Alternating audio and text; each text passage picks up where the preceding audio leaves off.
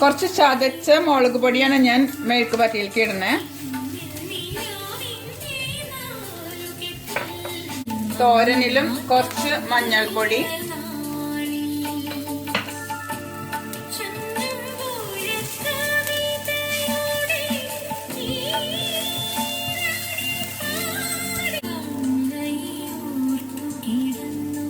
തോരനിലേക്ക് ഞാൻ കുറച്ച് മുളക് പൊടിയാണ് ഇടുന്നത്.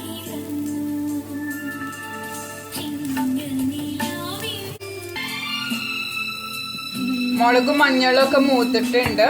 ഞാൻ അതിലേക്ക് ചീര ഇടണം.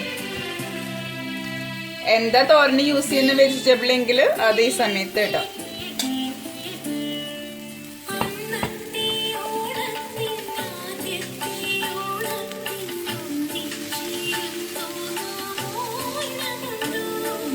മെഴുക്ക് പുരട്ടിയിലേക്ക് ഞാൻ ബീൻസ് ഇടണം.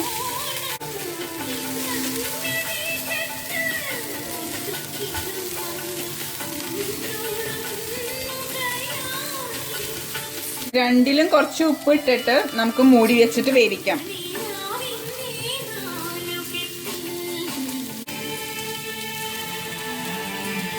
നമ്മുടെ ചീര ഒന്ന് വെന്ത് വന്നിട്ടുണ്ട്. ഞാനിതിലേക്ക് ഇനി തേങ്ങ ഇടണം.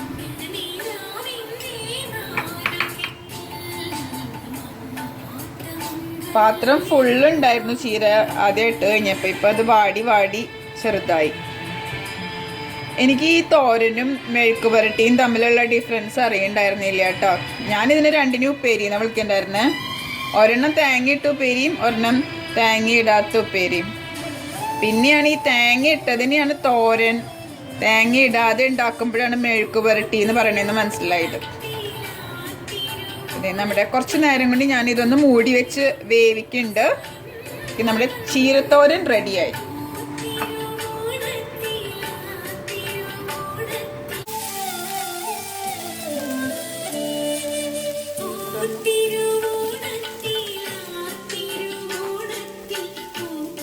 വെന്തിട്ടുണ്ടോ? എല്ലാം ഓക്കെ ആണ്. അപ്പൊ നമ്മളിത് രണ്ടും ഒരേ സമയത്ത് ഉണ്ടാക്കാൻ തുടങ്ങിയല്ലേ. രണ്ടും ഒരേ ടൈമില് രണ്ടും റെഡി ആയിട്ടുണ്ട് കേട്ടോ. തോരന് നമ്മൾ കടുക് പൊട്ടിക്കാനൊക്കെ വേണ്ടി വന്നു. പക്ഷെ എന്നാലും ചീര ആയതുകൊണ്ട് അത് ആ ബീൻസിന്റെ ടൈമിൽ തന്നെ ഒരുമിച്ച് വെന്ത് കിട്ടിയിട്ടുണ്ട് രണ്ടും. അപ്പൊ രണ്ട് പരിപാടിയും കൂടി പെട്ടെന്ന് കഴിഞ്ഞു.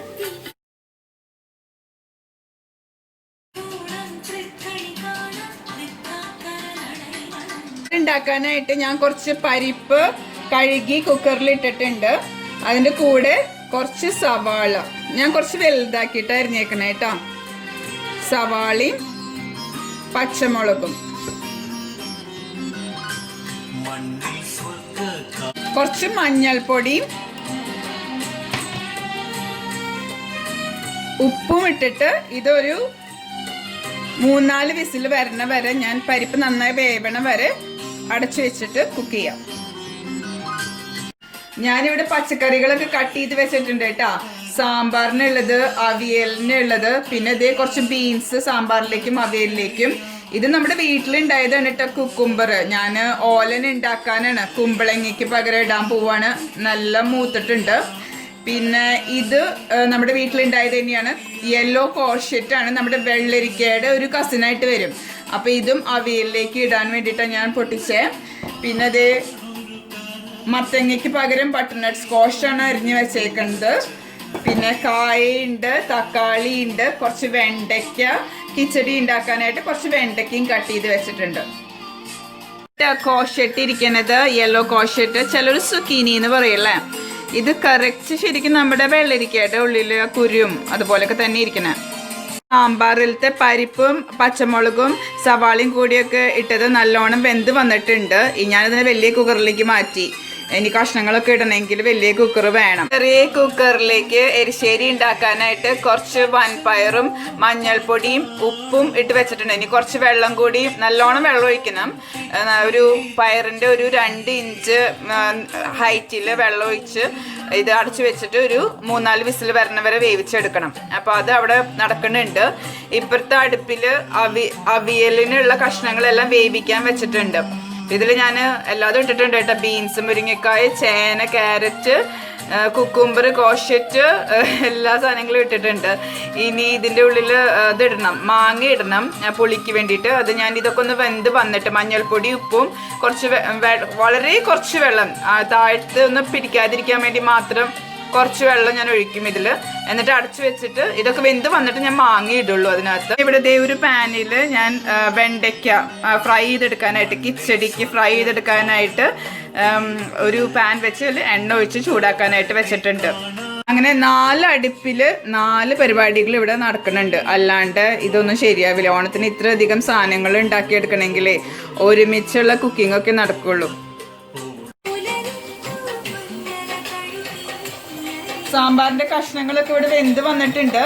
ഞാൻ ഇതിൽ തക്കാളി അങ്ങനത്തെ സോഫ്റ്റ് ആയിട്ടുള്ള വെജിറ്റബിൾസ് ഒന്നും ഇട്ടിട്ടില്ല. ബാക്കി മുരിങ്ങക്കായ, കായ, ചേന, ക്യാരറ്റ്, ഉരുളക്കിഴങ്ങ് അങ്ങനത്തെ കഷ്ണങ്ങളൊക്കെ ഞാൻ ആദ്യം ഇട്ട്. ഇതൊക്കെ പുളിവെള്ളത്തിൽ നല്ലോണം ഇത് വെന്ത് കഴിഞ്ഞിട്ട് ഒരു 1/4 വേവ് ആകുമ്പോഴേ ഞാൻ ബാക്കി കഷ്ണങ്ങൾ ഇടണുള്ളൂ ഇതിലേക്ക്. അവയിലേക്ക് ഞാൻ മാങ്ങ ഇടാണ്. ബാക്കി കഷ്ണങ്ങളൊക്കെ വെന്തിട്ടുണ്ട്. സാമ്പാർ ഇവിടെ കഷ്ണങ്ങൾ 1/4 വെന്തിട്ടുണ്ട്. അപ്പം അതിലേക്ക് തക്കാളി, വെണ്ടയ്ക്ക, ഒരു പപ്പായ ഇരിക്കുന്നുണ്ടായിരുന്നു, അതിൻ്റെ ചെറിയൊരു കഷ്ണം ഉണ്ടായിരുന്നു, അതും ഞാൻ കട്ട് ചെയ്ത് ഇതിൽ ഇട്ടിട്ടുണ്ട്. കുക്കുംബർ ഇട്ടിട്ടുണ്ട്. അങ്ങനത്തെ സോഫ്റ്റ് ആയിട്ടുള്ള വെജിറ്റബിൾസ് ഒക്കെ ഇട്ടിട്ടുണ്ട്. അവിയലിലേക്ക് ഇടാനായിട്ട് ഞാൻ കുറച്ച് തേങ്ങയും പച്ചമുളകും ജീരകവും കൂടെ നന്നായി അരച്ചെടുക്കാൻ പോവാ. എന്നിട്ട് നമ്മുടെ വേവിച്ച് വെച്ചിട്ടുള്ള കഷ്ണങ്ങളിലും ആഡ് ചെയ്യാം.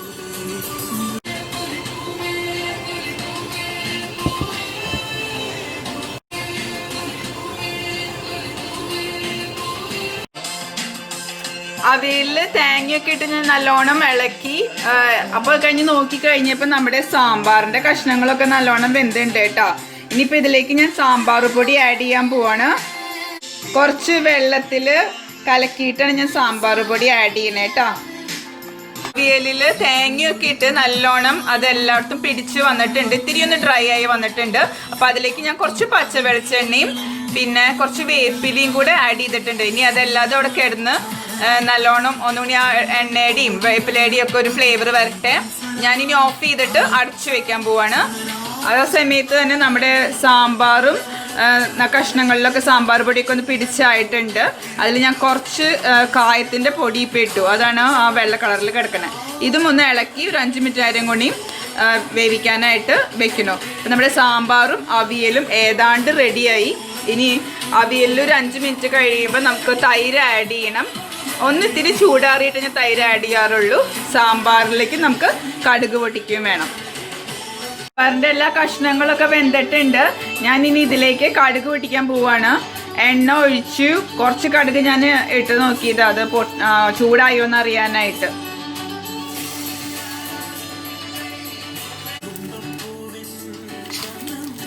കടുക് പൊട്ടിയിട്ടുണ്ട്. ഞാൻ ഉണക്കമുളകും വേപ്പിലയും ഇടുന്നു.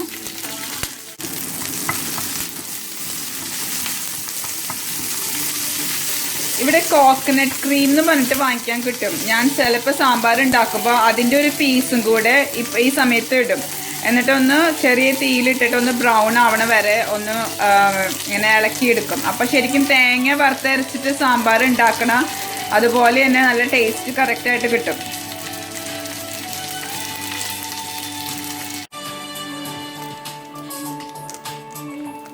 ഇത് നമുക്കിനി സാമ്പാറിലേക്ക് ഇടാം.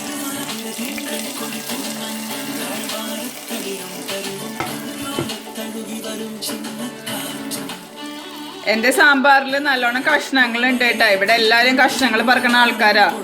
പിള്ളേര് ക്യാരറ്റും പൊട്ടേറ്റോയും കൊണ്ടുപോകും. അനിൽ വെണ്ടയ്ക്ക, ചേന അങ്ങനത്തെ കാര്യങ്ങളൊക്കെ അനിലിനും ഇഷ്ടമാണ്. അപ്പം അതുകൊണ്ട് ഇവിടെ കുറേ കഷ്ണങ്ങൾ ഇടണം സാമ്പാറിൽ.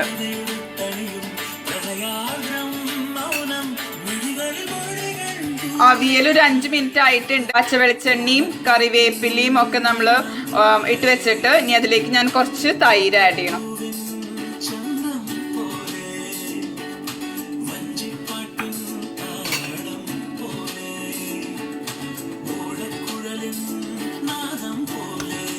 അങ്ങനെ സാമ്പാറും അവിയലും ഇവിടെ റെഡി ആയിട്ടുണ്ട് കേട്ടോ. അപ്പം എനിക്ക് കുറച്ച് ആശ്വാസമായി. എന്തൊക്കെയോ ചെയ്ത് കഴിഞ്ഞ പോലെയുണ്ട്. സാമ്പാറിൽ ഞാൻ പറഞ്ഞ പോലെ നല്ലോണം കഷ്ണങ്ങളൊക്കെ ഇട്ടിട്ടുണ്ട്. അവിയൽ ചെറിയൊരു ഗ്രേവിയോട് കൂടിയിട്ടുള്ള അവിയലാണ്. നല്ല പുളിയുണ്ട് കേട്ടോ. മാങ്ങ ഇട്ടതിൻ്റെയാണ്, അല്ലാണ്ട് ഇവിടുത്തെ തൈരിന് വലിയ പുളിയൊന്നുമില്ല. ഞാൻ സാമ്പാറിൽ മല്ലിയില ഇടാൻ മറന്നുപോയി. എനിക്ക് ഭയങ്കര ഇഷ്ടമാണ് സാമ്പാറിൽ മല്ലിയില ഇടാനായിട്ട്. മിസ് ചെയ്യാൻ പറ്റില്ലല്ലോ. പണ്ട് ഇഷ്ടമില്ലാത്തൊരു ഫ്ലേവർ ആയിരുന്നു, ഇപ്പം ഭയങ്കര ഇഷ്ടമാണ്. അപ്പം അതും കൂടി ആയപ്പോൾ കംപ്ലീറ്റ് ആയി.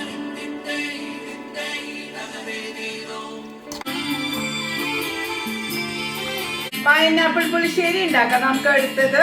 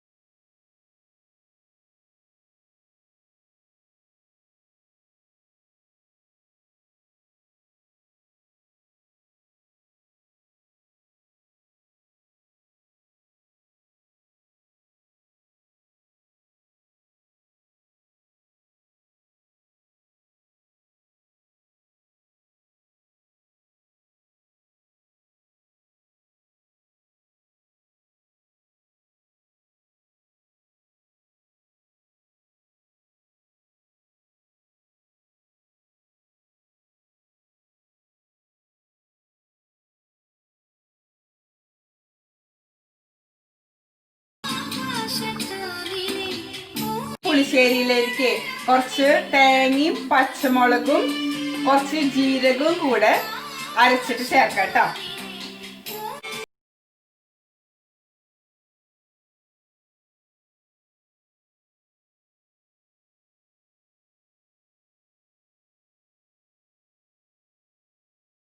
വെള്ളം ഒഴിക്കണേ, അപ്പോൾ തേങ്ങ അരിഞ്ഞു കിട്ടാനായിട്ട് എളുപ്പമാണ്.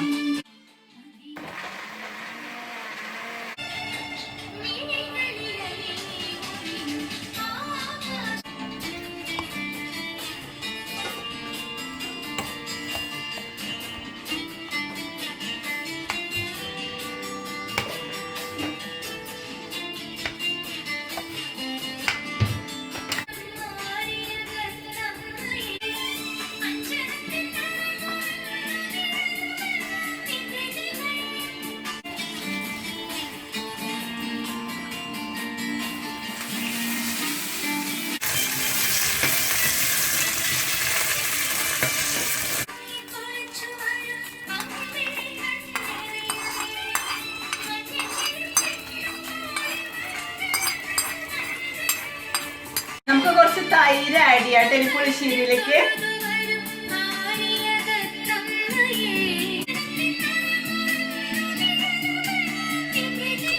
അങ്ങനെ നമ്മുടെ പുളിശ്ശേരി റെഡി ആയിട്ടാ. ഇനി നേരത്തെ ഉണ്ടാക്കണമെങ്കിൽ ഇത് ഫ്രിഡ്ജിലോ ഫ്രീസറിലോ വെക്കുക.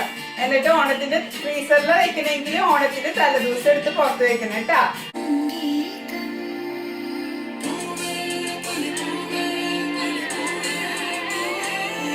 സേമിയ പായസം ഉണ്ടാക്കുമ്പോഴേ നമുക്ക് കുറച്ച് കാഷ്യൂ നട്ട് ഒന്ന് ഡ്രൈ ഫ്രൈ ചെയ്തിട്ട് ആദ്യം എടുക്കാം കേട്ടോ.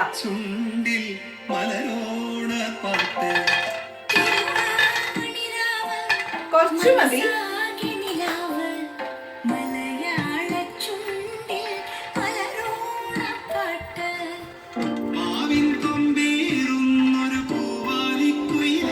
ഇത് ഫ്രൈ ചെയ്തിട്ട് നമുക്കൊന്ന് നല്ലോണം പൊടിച്ച് പായസത്തിൽ ആഡ് ചെയ്യാം. പായസം റെഡി ആയി കഴിഞ്ഞിട്ട് കാഷ്യൂ ഒന്ന് ചെറുതായിട്ട് ബ്രൗൺ ആയിട്ട് വന്നിട്ടുണ്ട്. ഞാൻ എടുത്ത് മാറ്റി ഒരു പാത്രത്തിൽ വെക്കുകയാണ് ചൂടാറാനായിട്ട്. ഇനി നമുക്ക് ഈ സെയിം പാനിലേക്ക് കുറച്ച് ഗീ ഒഴിക്കാം, നെയ്യ്.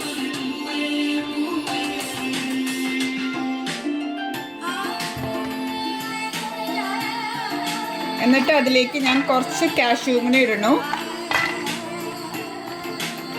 ഇതിങ്ങനെ ഹോളായിട്ട് പായസത്തിൽ ആഡ് ചെയ്യാനാട്ടോ.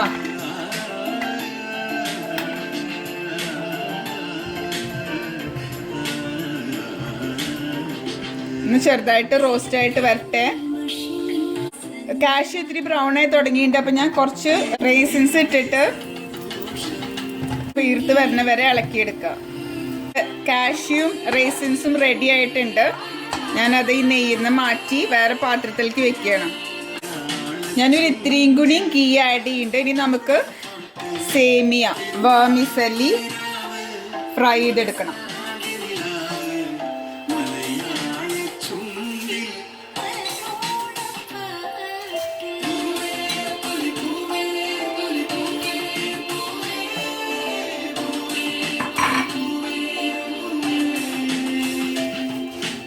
സേമിയ ഒന്ന് നല്ലോണം മൊരിഞ്ഞ് വന്നിട്ടുണ്ട്. ഇനി നമുക്ക് ഇതിനെടുത്ത് മാറ്റാം.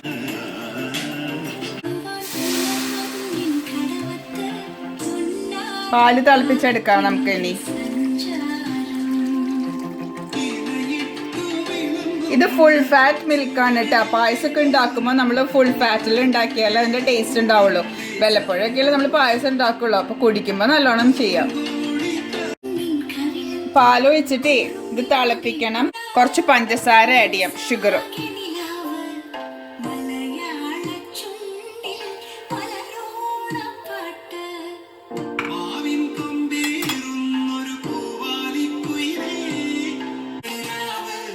ഇനി പഞ്ചസാരയൊക്കെ ഒന്ന് മെൽറ്റായി വരണ വരെ ഇതൊന്ന് ഇളക്കിയിട്ട് നമുക്ക് ഇനി സേമിയ ഇടാം, വറുത്ത് വെച്ച സേമിയ. അപ്പൊ ഇത് ലോ ഹീറ്റിൽ വെച്ചിട്ട് വേണം ഇത് ഇളക്കാൻ കേട്ടോ. പായസം ഉണ്ടാക്കാനായിട്ട് തിരക്ക് പിടിച്ചിട്ട് കാര്യമില്ല, സമയമെടുക്കും.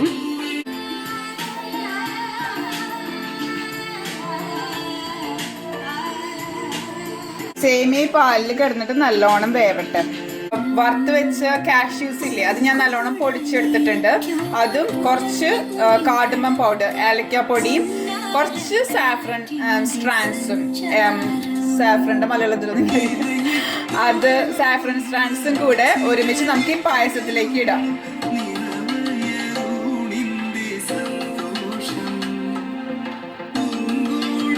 ആ കാഷ്യൂ ഒക്കെ പൊടിച്ചിട്ടേ ഇട്ട് കഴിഞ്ഞിട്ടുണ്ടെങ്കിൽ നല്ല കട്ടിയായിട്ട് കിട്ടും കേട്ടോ.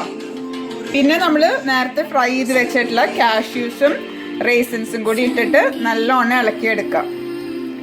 ഇത്രയേ ഉള്ളൂ, പായസത്തിന്റെ പരിപാടി കഴിഞ്ഞു.